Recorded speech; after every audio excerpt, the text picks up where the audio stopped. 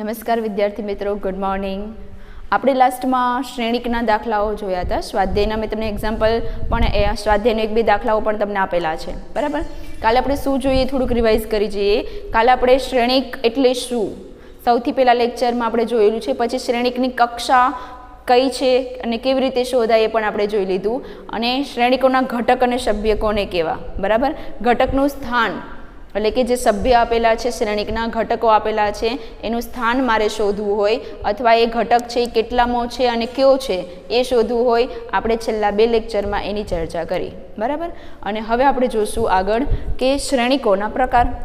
સ્વાધ્યાય 3.1ના મેં તમને હોમવર્કમાં આપ્યા હશે, થઈ ગયા હશે. ઓકે, ચલો તો આપણે હવે જોઈએ સ્વાધ્યાય શ્રેણિકોના પ્રકાર. તો શ્રેણિકોના પ્રકાર અલગ અલગ આપેલા છે. જેમ કે સૌથી પહેલો શ્રેણિક છે સ્તંભ શ્રેણિક. કેવું શ્રેણિક છે? સ્તંભ શ્રેણિક. ચલો, સ્તંભ શ્રેણિકની વ્યાખ્યા છે કે જે શ્રેણિકમાં એક જ સ્તંભ હોય, બરાબર. સ્તંભ શ્રેણિકની વ્યાખ્યા શું છે કે જે શ્રેણિકમાં એક જ સ્તંભ આપેલો હોય તેને સ્તંભ શ્રેણિક કહેવાય. હારની સંખ્યા ગમે તે હોઈ શકે, બરાબર. 2, 5, 10 ગમે તેટલી હાર હોઈ શકે, પણ સ્તંભ એક જ હોવો જોઈએ. એટલે આપણે એની વ્યાખ્યામાં શું લખશું? જે શ્રેણીમાં એક જ સ્તંભ આપેલો હોય તેવા શ્રેણિકને સ્તંભ શ્રેણિક કહેવાય છે, બરાબર. હવે એ જે સ્તંભ શ્રેણિક છે એમાં એનો કક્ષા કેટલી થશે? તો કે એની કક્ષા થશે, પહેલાં હારની સંખ્યા આપણે m ક્રોસ n લખીએ છીએ. કોઈ પણ શ્રેણિકની કક્ષા શોધવી હોય તો m ક્રોસ n લખીએ છીએ. પણ અહીંયા કીધું છે કે એક જ સ્તંભ, એટલે આપણે સ્તંભ જે પાછળ હોય છે એની જગ્યાએ 1 લખી નાખશું, બરાબર. પણ હાર ગમે તેટલી હોઈ શકે, 5, 10, m, 20 ગમે તેટલી હાર હોઈ શકે, બરાબર. પણ હાર ગમે તેટલી હોય પણ સ્તંભ એક જ રાખવાનો છે. તો અહીંયા આ જે સ્તંભ શ્રેણિક છે ને m ક્રોસ 1 કક્ષાવાળો શ્રેણિક કહેવામાં આવે છે. કક્ષાવાળો શ્રેણિક આપણે કહીએ છીએ, બરાબર. અથવા આપણે એને આ રીતે જોઈ લઈએ કે કેવી રીતે દર્શાવવું. 1, 2, 3 જુઓ, અહીંયા પેલી હાર, બીજી હાર, ત્રીજી હાર. સ્તંભ કેટલામો છે? એક જ છે. તો આ 3 ક્રોસ 1નો શ્રેણિક છે. 3 ક્રોસ 1 વાળો કક્ષાવાળો શ્રેણિક છે, બરાબર. જેને આ રીતે દર્શાવી શકાય છે. આ રીતે પણ લખી શકીએ આપણે. બીજું કોઈ પણ એક્ઝામ્પલ લઈ લ્યો, જેમ કે x, y, z અથવા ખાલી x, y લઈ લ્યો તો પણ ચાલે, બરાબર. જુઓ, પેલી હાર, બીજી હાર અને સ્તંભ કેટલામો છે? 1. એટલે કે જેનો સ્તંભ એક જ હોય, બરાબર, તેને સ્તંભ શ્રેણિક કહેવામાં આવે છે. તો તમને કોઈ પૂછે કે સ્તંભ શ્રેણિક એટલે શું, તો કે જેનો સ્તંભ એક જ હોય, હાર ગમે તેટલી હોય, 3 હોય, 2 હોય, 1 હાર હોય તો પણ ચાલે. જુઓ, હવે મારે આને સ્તંભ શ્રેણિક કહેવો કે ના કહેવો, પણ આ કેટલા ક્રોસનો શ્રેણિક છે, કેટલાનો કક્ષાનો શ્રેણિક છે? તો આની હાર કેટલી છે? 1. સ્તંભ કેટલો છે? 1. એટલે 1 ક્રોસ 1 કક્ષાનો શ્રેણિક છે. પણ આ 1 ક્રોસ 1 કક્ષાનો શ્રેણિક છે, તો આને મારે સ્તંભ શ્રેણિક કહેવો કે ના કહેવો?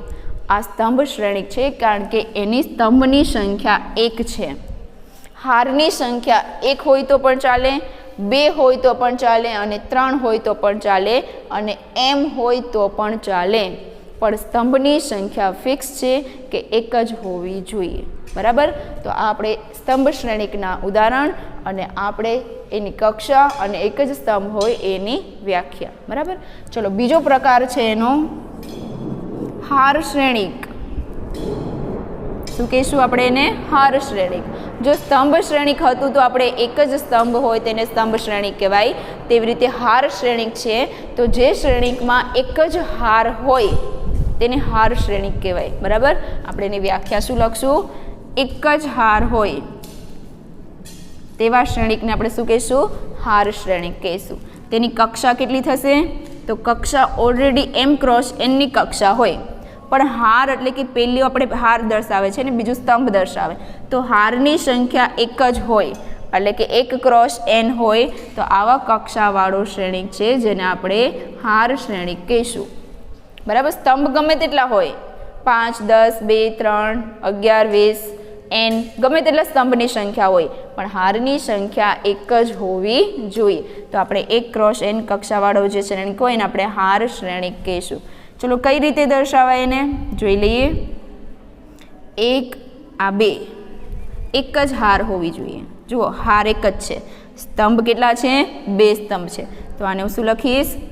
1 હાર ક્રોસ સ્તંભ 1 અને 2 એટલે સ્તંભ 2 એટલે 1 ક્રોસ 2 વાળો શ્રેણિક આપેલો છે. બરાબર. ચલો હજી એક એક્ઝામ્પલ લઈ લઈએ આપણે.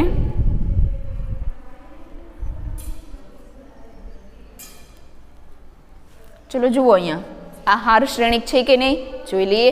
એક જ હાર આપી છે એટલે આ હાર શ્રેણિક છે. ચલો હારની સંખ્યા 1 છે પણ સ્તંભ કેટલા છે? 1 2 અને 3. સ્તંભની સંખ્યા 3 છે. સ્તંભની સંખ્યા ભલે બદલા કરે પણ હાર કેટલા હોવા જોઈએ? એક જ હોવી જોઈએ. ચલો હવે આ 1 જે આપેલો છે સિંગલ, આ કેટલા ક્રોસનો શ્રેણિક છે? તો કે હાર 1 છે અને સ્તંભ પણ શું છે? 1 છે. એટલે આ 1 ક્રોસનો શ્રેણિક, 1 ક્રોસ 1નો શ્રેણિક છે. તો આપણે આને હાર શ્રેણિક કેવું કે ના કેવું? આ હાર શ્રેણિક છે કારણ કે હારની સંખ્યા 1 છે. સ્તંભની સંખ્યા 1 હોય, 3 હોય, 2 હોય, ગમે તેટલી હોય, એનાથી આપણે ફેર નથી પડતો. આ 1 છે જેની હારની સંખ્યા 1 હોવાથી આ આપણો હાર શ્રેણિક છે. તો આ 1 ક્રોસ 1નો જે શ્રેણિક છે જેને આપણે હાર શ્રેણિક પણ કહી શકીએ અને જેને આપણે સ્તંભ શ્રેણિક પણ કહી શકીએ છીએ. બરાબર. તો આ એના 2 પ્રકાર છે, સ્તંભ શ્રેણિક અને હાર શ્રેણિક. હવે પછીનો આપણે ત્રીજો પ્રકાર જોશું.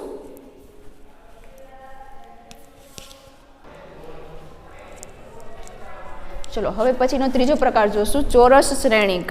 ચોરસ શ્રેણિક એટલે શું? તો કે ચોરસ આપણે ખબર છે કે લંબચોરસ અને ચોરસમાં શું ફેર છે. બરાબર.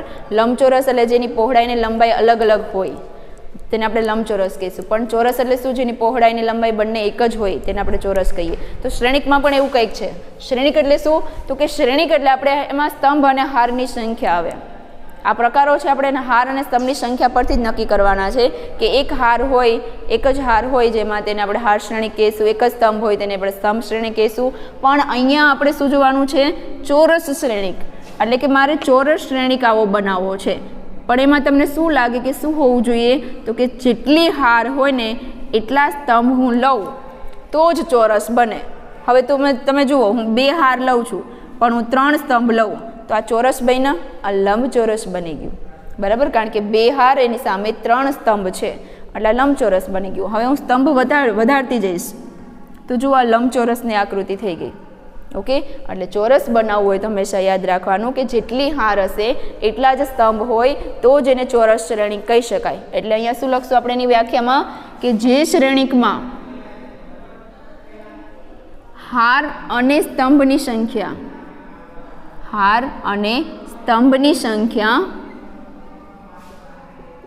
સમાન હોય તેવા શ્રેણિકને શું કહીશું આપણે? ચોરસ શ્રેણિક કહીશું. બરાબર. શું હોવું જોઈએ? તો કે જેટલી હાર હોય એટલા જ સ્તંભ હોવા જોઈએ જેને આપણે ચોરસ શ્રેણિક કહીશું. બરાબર. ચલો હવે એને દર્શાવવું કેવી રીતે? તો કે એનો કક્ષા કેટલી હોવી જોઈએ? m ક્રોસ nની કક્ષા હોવી જોઈએ. કોઈ પણ શ્રેણિકની કક્ષા કેટલી હોવી જોઈએ? m ક્રોસ nની કક્ષા હોવી જોઈએ. પણ એના માટે આપણે હાર અને સ્તંભની સંખ્યા સમાન છે. આ હારની સંખ્યા, આ સ્તંભની સંખ્યા બંને સમાન હોય તો જ ચોરસ શ્રેણિક કહેવાય. જો આ બંને સમાન હોય તો હું અહીંયા શું લખી શકું? આના માટે આપણે mની જગ્યાએ હું n લખું તો આ જે કક્ષાવાળો, કેટલા કક્ષાવાળો શ્રેણિક મળે? n ક્રોસ n કક્ષાવાળો શ્રેણિક આપણે મળે છે. જુઓ બંને સંખ્યા સમાન હોય તો m બરાબર હું અહીંયા n લખું છું તો આપણે n ક્રોસ n એટલે કે n ક્રોસ n કક્ષાવાળો શ્રેણિક મળે છે જેને આપણે એમ પણ કહી શકીએ કે n કક્ષાવાળો શ્રેણિક છે, અથવા એમ પણ કહી શકાય કે n ક્રોસ n કક્ષાવાળો શ્રેણિક છે. બરાબર. ચલો આપણે એનું એક એક્ઝામ્પલ જોઈ લઈએ. 1 -1 0 2 8 5 9 10 3. જુઓ આની કેટલી હાર છે? 1 2 3. 3 હાર, 1 2 3 સ્તંભ. એટલે અહીંયા હાર અને સ્તંભની સંખ્યા સમાન છે તેથી આપણે આવા શ્રેણિકને શું કહીશું? ચોરસ શ્રેણિક કહીશું. બરાબર. ચલો પછીનો આપણી પાસે શ્રેણિક છે વિકર્ણ શ્રેણિક. વિકર્ણ શ્રેણિક. હવે તો કે વિકર્ણ એટલે શું? આપણે નાના ધોરણોમાં ભૂમિતિમાં શીખી ગયા કે વિકર્ણ એટલે શું, બરાબર. જે આપણી પાસે ચોરસ હોય છે કે લંબચોરસ હોય એમાં સામસામેના ખૂણાઓને હું જોઈન્ટ કરું એટલે જે બને છે રેખાખંડ એને હું વિકર્ણ કહું છું, બરાબર. અહીંયા પણ એવું બની શકે કે સામસામે બાજુઓના જે ખૂણાને હું જોઈન્ટ કરું છું, ભેગા કરું તો એ જે રેખાખંડ મળશે એને આપણે વિકર્ણ કહીશું, બરાબર. તો સેમ પ્રોસેસ અહીંયા કે આપણી પાસે ચોરસ શ્રેણિક હોય એમાં હું સામસામેના ખૂણા એટલે કે સામસામેના પોઈન્ટને હું ભેગા કરીશ એટલે આ જે ઘટકો મળશે એ વિકર્ણના ઘટકો છે. શું છે? વિકર્ણના ઘટકો છે. પણ હવે આ બધા ઘટકોને શું કહેશું? 2, 8, 9, 10 એ બધા ઘટકોને શું કહેશું? તો અહીંયા વ્યાખ્યા છે કે વિકર્ણના ઘટકો જ હોવા જોઈએ, એના સિવાયના બાકીના બધા જ ઘટકો શૂન્ય હોય તેને વિકર્ણ શ્રેણિક કહે છે. પહેલાં તો વિકર્ણ શ્રેણિક માટે કેવો શ્રેણિક હોવો જોઈએ? ચોરસ શ્રેણિક હોય ને તો જ વિકર્ણ શ્રેણિક બની શકે. બાકી જો ચોરસ શ્રેણિક હશે નહીં તો આપણે વિકર્ણ શ્રેણિક છે એ સાબિત કરી શકશું નહીં. એટલે પહેલાં સૌથી પહેલો પોઈન્ટ છે કે ચોરસ શ્રેણિક હોવો જોઈએ અને એ ચોરસ શ્રેણિકમાં વિકર્ણના જે ઘટકો છે, બરાબર છે, એ વિકર્ણના ઘટકો સિવાયના વિકર્ણના જે ઘટકો છે એ ઘટકો સિવાયના બધા જ ઘટકો, એ વિકર્ણના ઘટકો સિવાયના બધા જ ઘટકો શૂન્ય હોવા જોઈએ, શૂન્ય હોવા જોઈએ. તો તેવા શ્રેણિકને શું કહેવામાં આવે છે? વિકર્ણ શ્રેણિક કહેવામાં આવે છે, બરાબર. હજુ એકવાર રિપીટ કરું છું કે જે ચોરસ શ્રેણિક આપણે લીધેલું છે એ ચોરસ શ્રેણિકમાં વિકર્ણના ઘટકો એટલે કે આ વિકર્ણ અથવા આ વિકર્ણ કોઈ પણ એક વિકર્ણ લઈ લેવાનો, બરાબર. ચલો હંમેશા આપણે આ વિકર્ણ લઈશું. તો આ વિકર્ણના જે ઘટકો છે એ ઘટક સિવાયના જે બધા જ ઘટકો છે એ બધા જ ઘટકો શૂન્ય હોવા જોઈએ. તો આ જે શૂન્ય ઘટક, આ જે શૂન્ય થાય તો એવા જે શ્રેણિક છે ને વિકર્ણ શ્રેણિક કહેવાય, બરાબર. જેની કક્ષા શું હશે? m×n માટે ચોરસ શ્રેણિક છે એટલે m = n થાય તો કયો કક્ષાનું બનશે? n×n કક્ષાવાળો શ્રેણિક બનશે, કક્ષાવાળો શ્રેણિક. એટલે કે જે ચોરસ શ્રેણિક છે એની જે કક્ષા હશે એ જ આની કક્ષા હશે. ચલો એક એક્ઝામ્પલ જોઈ લઈએ આપણે. વિકર્ણ જે છે એના જ ઘટકો હોવા જોઈએ, એના સિવાયના જે ઘટકો છે એ બધા શૂન્ય હોવા જોઈએ, જેને શું કહેવાય? વિકર્ણ શ્રેણિક કહે છે. વિકર્ણ શ્રેણિક પહેલાં તો ચોરસ શ્રેણિક હોવો જોઈએ એટલે કે 3 હાર તો 3 સ્તંભ હોવા જોઈએ. 4 હાર 4 સ્તંભ હોય તો ચાલે, 2 હાર 2 સ્તંભ હોય તો ચાલે, બરાબર. પણ ધ્યાન રાખજો વિકર્ણ શ્રેણિકમાં વિકર્ણના ઘટકો જ મળવા જોઈએ, એના સિવાયના બધા જ ઘટકો શૂન્ય હોવા જોઈએ. હજુ એક એક્ઝામ્પલ લઈ લઈએ આપણે. ચલો 2×2નો વિકર્ણ શ્રેણિક બનાવવો છે એટલે કે 2 હાર અને 2 સ્તંભનો શ્રેણિક બનાવવો છે. તો એમાં આપણે અહીંયા લખીશ x અને y એટલે કે વિકર્ણ જે છે એના ઘટકો હું લખીશ, કોઈ પણ લખી શકું, પણ એની બાજુના જે ઘટકો છે એ બધા શૂન્ય હોવા જોઈએ. તો આ જુઓ 2 હાર ને 2 સ્તંભનો શ્રેણિક, એના વિકર્ણના ઘટકો છે પણ એના જે પછીના જે ઘટકો છે એ શૂન્ય છે એટલે કે વિકર્ણ સિવાયના બધા જ ઘટકો શૂન્ય હોવાથી આને હું વિકર્ણ શ્રેણિક કહી શકાય, બરાબર. તો આ રીતે તમારે યાદ રાખવાનું છે કે ચોરસ શ્રેણિક વિકર્ણ શ્રેણિક હશે અને વિકર્ણ શ્રેણિકને પણ ચોરસ શ્રેણિક કહી શકાય છે. ચોરસ શ્રેણિકને આપણે વિકર્ણ શ્રેણિક ના કહી શકીએ. કેમ? કારણ કે ચોરસ શ્રેણિક છે એમાં બધા જ ઘટકો છે. આપણે તો ખાલી વિકર્ણ ઘટકમાં વિકર્ણ સિવાયના બધા ઘટકો શૂન્ય હોવા જોઈએ. એટલે અહીંયા આપણે કહી શકીએ કે ચોરસ શ્રેણિક છે એ વિકર્ણ શ્રેણિક નથી, પરંતુ વિકર્ણ શ્રેણિક જે છે, બરાબર, વિકર્ણ શ્રેણિકને આપણે ચોરસ શ્રેણિક કહી શકીએ છીએ, ચોરસ શ્રેણિક કહી શકીએ, બરાબર. તો આ રીતે આપણે કોઈ પણ ચોરસ શ્રેણિક હોય ને વિકર્ણ ના કહી શકાય. આ રીતે કહી શકાય પણ ઘટકોની જે સમાનતા આપણે જોઈએ તો ના કહી શકાય, પણ વિકર્ણ શ્રેણિક છે ને ચોરસ શ્રેણિક કહી શકાય છે. તમારે ખાલી અત્યારે એ યાદ રાખવાનું છે કે ચોરસ શ્રેણિક એટલે શું. આપણે જે એક માર્કના MCQ હશે ત્યારે આપણે ક્લિયર કરી નાખશું, પણ અત્યારે તમારે ખાલી એટલું યાદ રાખવાનું છે કે ચોરસ શ્રેણિક એટલે જે શ્રેણિકમાં હાર અને સ્તંભની સંખ્યા સમાન હોય તેને ચોરસ શ્રેણિક કહેવામાં આવે છે. m બરાબર n હોય અહીંયા મૂકો તો તેને n કક્ષાવાળો શ્રેણિક કહેવાય અથવા m કક્ષાવાળો શ્રેણિક કહેવાય, જેનું આ એક્ઝામ્પલ છે. વિકર્ણ શ્રેણિક એટલે શું? તો કે વિકર્ણ શ્રેણિકમાં સૌથી પહેલાં એ ચોરસ શ્રેણિક હોવો જોઈએ. જો ચોરસ શ્રેણિક હોય ને તો જ આગળ વિકર્ણ શ્રેણિક વધી શકે, બાકી વિકર્ણ શ્રેણિકમાં આપણે આગળ વધી જ ના શકીએ. બરાબર, ચલો ચોરસ શ્રેણિક છે તો એના વિકર્ણના ઘટકો સિવાયના બધા જ ઘટકો શૂન્ય હોવા જોઈએ. વિકર્ણના જે ઘટક છે 1, 5, આપણી પાસે 1, 5, 9 છે, એના સિવાયના બધા જ ઘટકો શૂન્ય હોવા જોઈએ. તો આવો જે શ્રેણિક છે એને વિકર્ણ શ્રેણિક કહીશું. ચલો હજુ આપણી પાસે 2 પ્રકારના શ્રેણિકો બાકી છે જે ભણી લઈએ. ચલો પછીનો આપણે શ્રેણિક જોઈએ કે શ્રેણિકોના પ્રકારમાં શું છે. અદિશ શ્રેણિક. તમે અદિશ અને સદિશ નથી શીખ્યા અથવા શીખી ગયા હોય તો પણ કંઈ વાંધો નહીં, આપણે આગળના ચેપ્ટરમાં પછી જોઈશું. આપણે 12મા ધોરણનું 10મા નંબરનું ચેપ્ટર છે જેમાં સદિશ અને અદિશ વિશે શીખશું. અત્યારે ખાલી આપણે જોવાનું છે કે અદિશ શ્રેણિક એટલે શું. હવે સૌથી પહેલાં તો અદિશ શ્રેણિક છે એ વિકર્ણ શ્રેણિક પરથી મળશે. જે વિકર્ણ શ્રેણિક આપણે લઈએ છીએ, બરાબર, કે 1, 0, 0, 0, 2, 0, 0, 0, 3, એટલે કે વિકર્ણના ઘટકો સિવાયના બધા જ ઘટકો શૂન્ય હોવા જોઈએ અને વિકર્ણ શ્રેણિક કહેવાય. પણ આ વિકર્ણ શ્રેણિકમાં જો વિકર્ણના ઘટકો બધા સમાન હોય, વિકર્ણના ઘટકો સમાન હોય, અલગ અલગ હોય તો એને વિકર્ણ શ્રેણિક કહે. પણ આ વિકર્ણ શ્રેણિકમાં વિકર્ણના ઘટકો જો સમાન હોય તો એ શ્રેણિકને અદિશ શ્રેણિક કહેવાય. એટલે આપણે વ્યાખ્યા શું લખશું? વિકર્ણ શ્રેણિકમાં, કયા શ્રેણિકમાં? વિકર્ણ શ્રેણિકમાં વિકર્ણના ઘટકો, વિકર્ણના જે ઘટકો છે એ સમાન હોય તો તેવા શ્રેણિકને શું કહેવામાં આવે છે? વિકર્ણ શ્રેણિક, અદિશ શ્રેણિક કહેવામાં આવે છે. બરાબર, જુઓ અહીંયા વિકર્ણના ઘટકો સમાન છે, બાકી બધા શૂન્ય છે. બરાબર, વિકર્ણ શ્રેણિક તો હોવો જ જોઈએ, પણ વિકર્ણના ઘટક જે અલગ અલગ હોય, જો એ સમાન હોય તો એને અદિશ શ્રેણિક કહેવામાં આવે છે. બરાબર, ચલો આપણે આગળ આને જોઈ લઈએ કે વિકર્ણ શ્રેણિકની કક્ષા કેટલી હોવી જોઈએ અને કઈ કઈ હોવી જોઈએ. તો એની કક્ષા છે m × n માટે વિકર્ણ શ્રેણિકની કક્ષા છે હંમેશા ચોરસ શ્રેણિકની કક્ષા પરથી નક્કી થાય, એટલે કે સમાન હોય છે, n × n હોય છે. બરાબર, એટલે આના માટે m × n માટે વિકર્ણ શ્રેણિકની કક્ષા શું થશે? m બરાબર n હોવાથી n × n કક્ષાવાળું શ્રેણિક કહેવામાં આવે છે. કેવી કક્ષાવાળું શ્રેણિક કહેવામાં આવે છે? n × n કક્ષાવાળું શ્રેણિક કહેવામાં આવે છે. ચલો એક્ઝામ્પલ લઈ લઈએ આપણે. શું કીધું છે એક્ઝામ્પલ? ચોરસ શ્રેણિક હોય એને જ વિકર્ણ શ્રેણિક કહેવાય ને વિકર્ણ શ્રેણિક પરથી આપણે લેવાનું છે, એટલે એની સંખ્યા સમાન હોવી જોઈએ હાર અને સ્તંભની. એટલે હું 2 × 2 નો શ્રેણિક એક લઉં છું. બરાબર, એ 2 × 2 નો શ્રેણિક વિકર્ણ શ્રેણિક હોવો જોઈએ, એટલે કે જે વિકર્ણ સિવાયના જે ઘટકો છે એ શૂન્ય હોવા જોઈએ.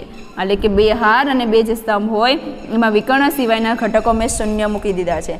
હવે વિકર્ણના ઘટકો મૂકવાના છે, તો વિકર્ણના ઘટકો 5 છે તો અહીંયા પણ 5 હોવું જોઈએ. બરાબર છે, આ જે વિકર્ણ શ્રેણિક છે જેમાં વિકર્ણના ઘટકો સમાન છે, જો હું અલગ વિકર્ણના ઘટકો લખીશ, એટલે કે હું અહીંયા 3 લખું તો આ વિકર્ણ શ્રેણિક બની જાય છે. પણ વિકર્ણના ઘટકો હું સમાન રાખું તો આ શ્રેણિકને શું કહેવામાં આવે છે? અદિશ શ્રેણિક કહેવામાં આવે છે.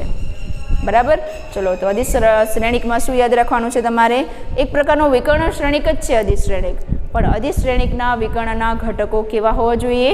સમાન હોવા જોઈએ. ચલો પછીનો પોઈન્ટ છે એકમ શ્રેણિક. શું છે? એકમ શ્રેણિક. ચલો એકમ શ્રેણિકમાં પણ શું? તો કે વિકર્ણ શ્રેણિક જ લેવાનો છે, પણ એ વિકર્ણ શ્રેણિકમાં જે ઘટકો સમાન હતા આપણી પાસે વિકર્ણના, એ અલગ અલગ હોય તો એને અદિશ શ્રેણિક કહેવાય. પણ એ વિકર્ણના ઘટકો ફિક્સ હોય 1, 1, 1 તો તેવા શ્રેણિકને એકમ શ્રેણિક કહેવાય. એકમનો મિનિંગ થાય એક, એટલે કે વિકર્ણના ઘટકો જો 1 હોય તો એ વિકર્ણના ઘટક જો 1 હોય તો તેને એકમ શ્રેણિક કહેવામાં આવે છે. એટલે વિકર્ણ શ્રેણિક તો લેવાનો જ છે. બરાબર, એટલે કે વિકર્ણ શ્રેણિકમાં વિકર્ણના ઘટકો કેવા હોવા જોઈએ? સમાન તો હોવા જ જોઈએ, પણ 1 હોવું જોઈએ. બરાબર, વિકર્ણના ઘટકો જો સમાન હોય તો તેને અદિશ શ્રેણિક કહેવામાં આવે છે. આનું પણ એક એક્ઝામ્પલ આપણે વધારી લઈએ. કે એક્સ એક્સ એક્સ 3x3નો શ્રેણિક લઉં છું, એટલે કે 3 હાર અને 3 સ્તંભ, તો એમાં વિકર્ણ જે ઘટક છે એ મેં સમાન રાખ્યા છે અને એના સિવાયના બાકીના શૂન્ય રેખા, તો આને આપણે અદિશ શ્રેણિક કહીશું. પણ એકમ શ્રેણિકમાં શું હોવું જોઈએ? વિકર્ણના ઘટકો એક હોવા જોઈએ. તો એવા શ્રેણિકને શું કહેવામાં આવે છે? એકમ શ્રેણિક કહેવામાં આવે છે. બરાબર છે. તેની કક્ષા કેટલી હોય છે? m×n માટે વિકર્ણ શ્રેણિક એટલે હાર અને સ્તંભની સંખ્યા સમાન હોવી જોઈએ, અને હોવાથી તેને કેટલી કક્ષાવાળો શ્રેણિક કહેવાય? n×1 કક્ષાવાળો શ્રેણિક કહેવામાં આવે છે. ચલો એક્ઝામ્પલ લઈ લઈએ. એક 4x4નું એક્ઝામ્પલ લઈએ આપણે. બરાબર, જે હજુ સુધી એક વાર આપણે લીધું નથી. એટલે 4x4 એટલે કે બંને સમાન હોય તો એને વિકર્ણ શ્રેણિક, ચોરસ શ્રેણિક કહેવાય. ચોરસ શ્રેણિકને વિકર્ણ શ્રેણિક આપણે કહી શકીએ છીએ. ચલો એની વિકર્ણના ઘટકો કેવા હોવા જોઈએ? એક હોવું જોઈએ. એના સિવાયના બાકી બધા કેવા હોવા જોઈએ? શૂન્ય હોવા જોઈએ. ચલો તો પેલી હારથી શરૂઆત કરીએ. વિકર્ણનો પહેલો ઘટક 1, બાકી બધા શૂન્ય. 4 સ્તંભ લેવાના છે. બરાબર, પછી 4 હાર, તો બીજું શૂન્ય, પછી 1, જો વિકર્ણ મળશે. ત્રીજામાં 0 0 1 0 0 0 0 1. જુઓ આ વિકર્ણ મળ્યો છે, અને વિકર્ણ સિવાયના બાકીના બધા જ ઘટકો કેવા છે? શૂન્ય છે. એટલે પહેલાં શરૂઆત કરવાની 1 થી, પછી બીજા સ્થાન ઉપર, ત્રીજા સ્થાન ઉપર, ચોથા સ્થાન ઉપર 1 મૂકી, બાકી બધાના શૂન્ય મૂકી દેવાના. અને ધ્યાન રાખજો, વિકર્ણના ઘટકો કેવા હોવા જોઈએ? એક હોય તો જ તેવા શ્રેણિકને એકમ શ્રેણિક કહેવામાં આવે છે. બરાબર, અહીંયા સમાન હતા, અહીંયા શ્રેણિકો બધા ઘટકો બધા એક જ હોવા જોઈએ વિકર્ણના, તો જ તેને એકમ શ્રેણિક કહેવામાં આવે છે. હવે તમે નક્કી કરો આમાંથી કે અદિશ શ્રેણિકને એકમ શ્રેણિક કહેવાય કે ના કહેવાય? ના કહેવાય, કારણ કે અદિશ શ્રેણિકમાં ઘટકોની સંખ્યા એક નથી, એટલે અદિશ શ્રેણિકને એકમ શ્રેણિક કહી શકાય નહીં. પણ આ એકમ શ્રેણિક છે એને હું અદિશ શ્રેણિક કહી શકું, કારણ કે એકમ શ્રેણિકમાં વિકર્ણના ઘટકો સમાન છે. એક છે એટલે એકમ શ્રેણિક કહેવાય, પણ આ બધા ઘટકો સમાન છે, તેથી હું તેને અદિશ શ્રેણિક કહી શકું છું. બરાબર, તો આ રીતે આપણે એના પ્રકાર પૂરા કર્યા છે. જે તમે વ્યવસ્થિત એકદમ સમજશો એટલે તમને આઈડિયા આવશે કે આમાં શું થાય છે. એટલે આજે જે હોમવર્ક કરવાનું છે એ આ 4 પ્રકાર, જે તમારી પાસે 6 પ્રકાર છે, એ બધા જ પ્રકારને એકદમ વ્યવસ્થિત સમજી, કંઈ ક્વેરી હોય તો પૂછી અને આપણે આગળ વધવાનું છે. આના પરથી હું થોડાક MCQ કાઢીશ અને તમને મોકલીશ. બરાબર, કે અદિશ શ્રેણિકને એકમ શ્રેણિક કેવો કે ના કેવો? અદિશ શ્રેણિકને વિકર્ણ શ્રેણિક કેવો કે ના કેવો? આ બાવા જે પ્રશ્ન છે આપણે જે હમણાં સમજ્યા છે એના પરથી તમારે સોલ્વ કરવાના છે. હવે એક પ્રશ્ન હમણાં જ હું બોલી છું કે અદિશ શ્રેણિકને વિકર્ણ શ્રેણિક કેવો કે ના કેવો? અદિશ શ્રેણિક એટલે આ જેમાં વિકર્ણના ઘટકો સમાન હોય. હવે વિકર્ણના ઘટકો સમાન ક્યારે હોય? જ્યારે વિકર્ણ શ્રેણિક હોય ત્યારે. સમાન છે કે નહીં એ પછીની વાત છે, પણ એ વિકર્ણ શ્રેણિક હશે ત્યારે જ તમે એના વિકર્ણના ઘટકો સિવાયના શૂન્ય હશે ત્યારે જ તમે કમ્પેરિઝન કરી શકશો કે વિકર્ણના ઘટકો સમાન છે કે નહીં. એટલે અદિશ શ્રેણિક છે એ વિકર્ણ શ્રેણિક હોવો ફરજિયાત છે. જો વિકર્ણ શ્રેણિક હશે તો જ આપણે અદિશ શ્રેણિક આગળ વધી શકશું, નહીંતર આપણે આગળ વધી શકીએ નહીં. બરાબર, એટલે આટલી વસ્તુ યાદ રાખજો. આ બધા નાના નાના MCQ અથવા એક ગુણમાં હું ખાલી જગ્યામાં અથવા જોડકામાં અથવા ખરા ખોટામાં હું પૂછી શકું. બરાબર, એટલે આ જે હોમવર્ક છે કે 6 જે પ્રકાર છે એકદમ ક્લિયરલી સમજવા. કોઈ પણ પ્રશ્ન હોય તો તમે પૂછી શકો છો. ચલો આપણે નેક્સ્ટ ટોપિક જોઈ લઈએ.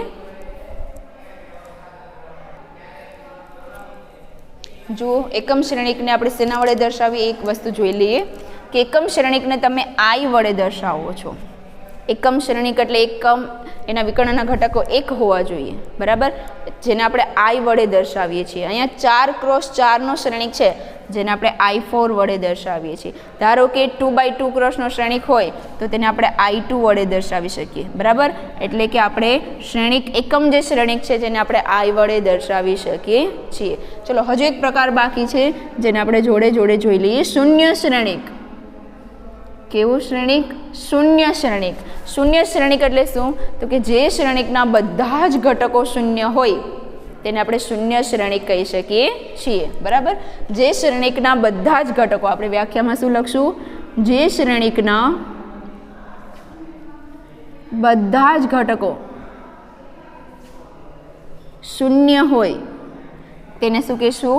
શૂન્ય શ્રેણિક કહીશું. બરાબર, તો એનો જે m ક્રોસ n માટે શું કરવું તો કે બે સમાન હોવા જોઈએ કે ના હોવા જોઈએ એ જરૂરી નથી. તેની કક્ષા શું થશે m ક્રોસ n કક્ષા જ થશે. એ ચોરસ શ્રેણિક હોય એટલે કે હાર અને સ્તંભની સંખ્યા સમાન હોય એવું જરૂરી છે નહીં. તો આપણે શૂન્ય શ્રેણિકમાં શું લખશું કે એ જે શૂન્ય શ્રેણિક છે એ m ક્રોસ n કક્ષાનો હોવો જોઈએ. એમાં હાર અને સ્તંભની સમાન સંખ્યા હોય કે ના હોય કાંઈ ફેર પડશે નહીં. ખાલી આપણે એટલું યાદ રાખવાનું છે કે શ્રેણિકના બધા જ ઘટકો શૂન્ય હોવા જોઈએ. ચલો તો આપણે એક એક્ઝામ્પલ જોઈ લઈએ. ખાલી શૂન્ય લખવું એટલે 1 ક્રોસ 1નો ઘટક છે, કક્ષાવાળો શ્રેણિક છે બરાબર, જેને એક હાર અને એક સ્તંભ છે એટલે કે એને એક ઘટક છે જે 0 છે બરાબર. ચલો પછી 0 0 આમાં એક હાર બે સ્તંભ છે એટલે 1 ક્રોસ 2નો ઘટક છે બરાબર. આને પણ શૂન્ય શ્રેણિક કહીશું આપણે. 0 0 0 0 આ કેટલાનો છે 2 ક્રોસ 2નો છે એટલે કે 2 હાર અને 2 સ્તંભ છે જેના બધા જ ઘટકો શૂન્ય છે, જેને આપણે શૂન્ય શ્રેણિક કહીશું. શૂન્ય શ્રેણિકને O વડે દર્શાવવામાં આવે છે. કેના વડે દર્શાવાય છે O વડે. જેમ એકમ શ્રેણિકને I વડે દર્શાવાય છે એમ શૂન્ય શ્રેણિકને શૂન્ય પણ કહી શકો અથવા શૂન્ય મોટો પણ કહી શકો અથવા O વડે. O ની પણ આપણે શૂન્ય જ રાખશું બરાબર. અથવા આપણે એને જે ટાઈપિંગ કરીએ ત્યારે એને O લખવો પડે છે એટલા માટે ઘણા O કહે છે અને ઘણા શૂન્ય કહે છે, જેને આના વડે દર્શાવવામાં આવે છે બરાબર. ચલો તો આપણે આજે જે 7 જે પ્રકાર ભણ્યા છે એકદમ ક્લિયરલી પાકા કરી લેજો. કંઈ પ્રશ્ન હોય તો પૂછી શકો છો. ચલો પછીનો ટોપિક જોઈ લઈએ આપણે. ચલો પછીનો હવે આપણો સ્વાધ્યાય 2.1 માટેનો 3.1 માટેનો છેલ્લો ટોપિક બરાબર. ચલો આપણે શ્રેણિકોના પ્રકાર ભણ્યા છીએ. હવે આપણે જોવાનું છે કે શ્રેણિકોની સમાનતા. હવે આપણે 11મા ધોરણમાં સમાન ગણ ભણી ગયા છીએ એટલે કોઈ પણ બે ગણ છે સમાન ગણ છે કે નહીં એના માટે બે ગણ લેવા પડે, એની કમ્પેરિઝન કરવી પડે અને પછી આપણે ચેક કરી શકીએ કે આ બંને ગણ સમાન છે કે નહીં. એવી જ રીતે અહીંયા શ્રેણિકોની સમાનતા. તો શ્રેણિકોની સમાનતા મારે છે કે નહીં ચેક કરવી હોય તો એના માટે બે શ્રેણિક હોવા જોઈએ અને એ બે શ્રેણિકને હું કમ્પેરિઝન કરીશ ત્યારે હું કહીશ કે આપણે શ્રેણિકોના જે છે બંને એ સમાન શ્રેણિકો છે બરાબર.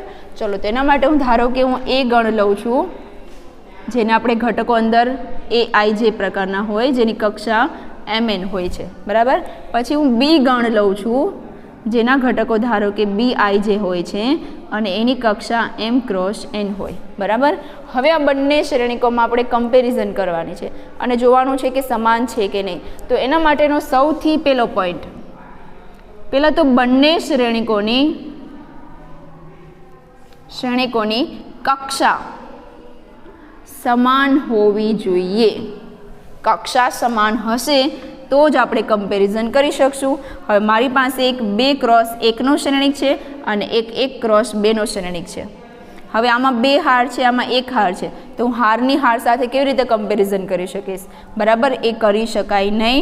એટલા માટે અહીંયા જે કક્ષાનો શ્રેણિક હોય એ જ કક્ષાનો જો અહીંયા શ્રેણિક હોય તો જ હું કહી શકું કે બંને શ્રેણિકો સમાન છે. આ પહેલી વસ્તુ ચકાસવાની કે બંને શ્રેણિકોની કક્ષા સમાન છે એટલે કે આમાં જેટલી હાર હોય એટલી જ હાર આમાં હોવી જોઈએ અને આમાં જેટલી સ્તંભ હોય એટલો જ સ્તંભ આમાં હોવો જોઈએ. તો જ હું ઘટકોની કમ્પેરિઝન કરીને કહી શકી કે સમાન છે કે નહીં.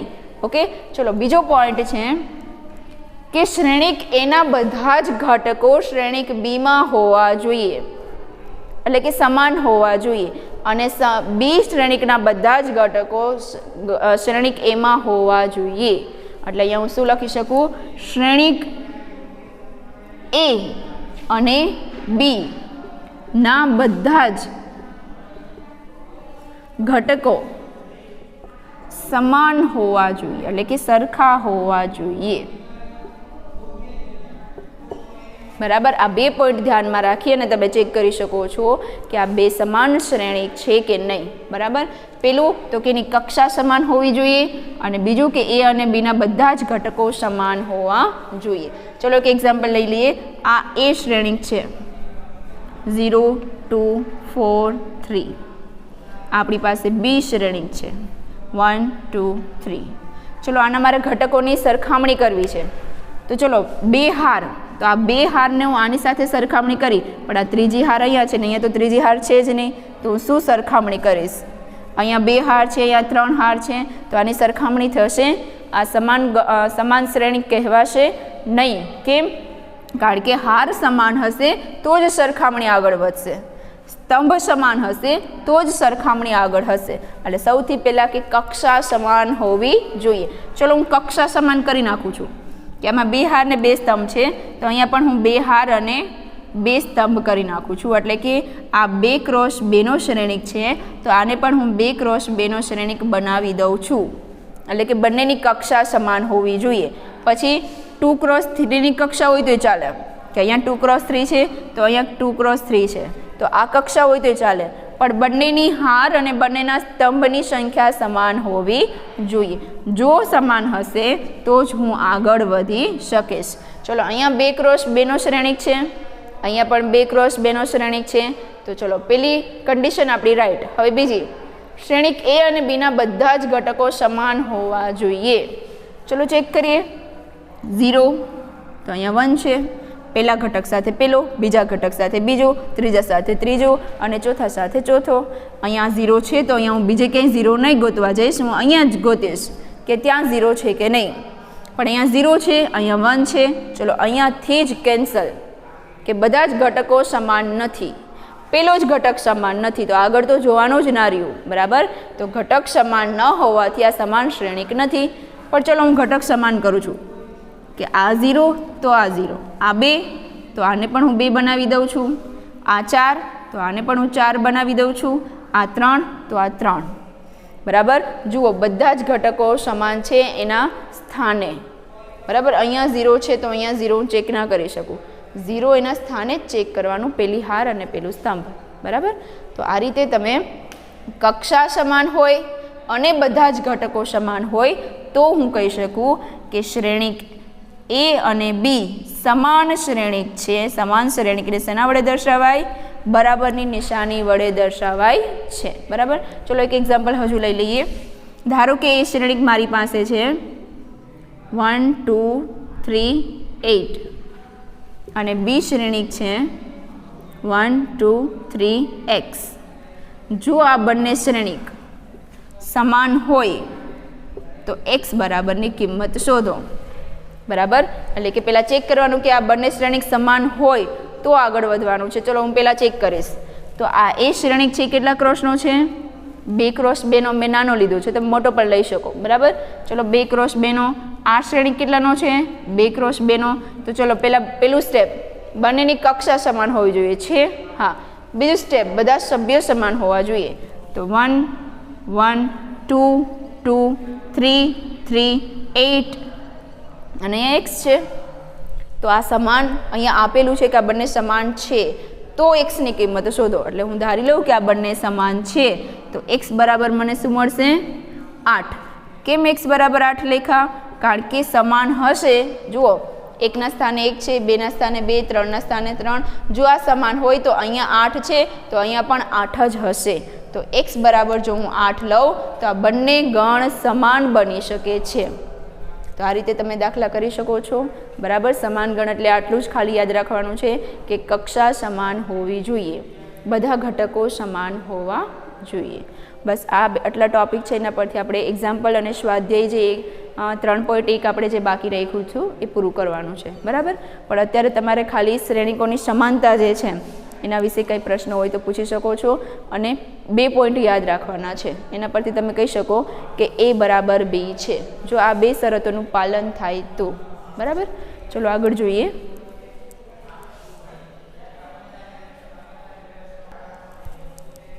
ચલો હવે દાખલાઓ તો થશે નહીં, દાખલાઓ આપણે કાલે જોઈશું. અત્યારે ખાલી તમારે જોવાનું છે કે શ્રેણિકના પ્રકાર કયા કયા છે, એની અંદર ડિટેલ્સમાં શું આવે છે, અને શ્રેણિકની સમાનતા એટલે કે 2 શ્રેણિકો સમાન છે કે નહીં એ ચેક કરવા માટે જે 2 શરતોનું પાલન કરવાનું છે એ પાલન કરી અને આગળ વધવાનું છે. તો આટલું તમારે આજે એકદમ કમ્પ્લીટલી યાદ રાખવાનું છે. બરાબર? કારણ કે આના પરથી જ આપણે આગળના દાખલાઓ કરવાના છે. તો આપણે આના પરથી જે દાખલાઓ છે આપણે કાલે જોઈશું. Okay, thank you.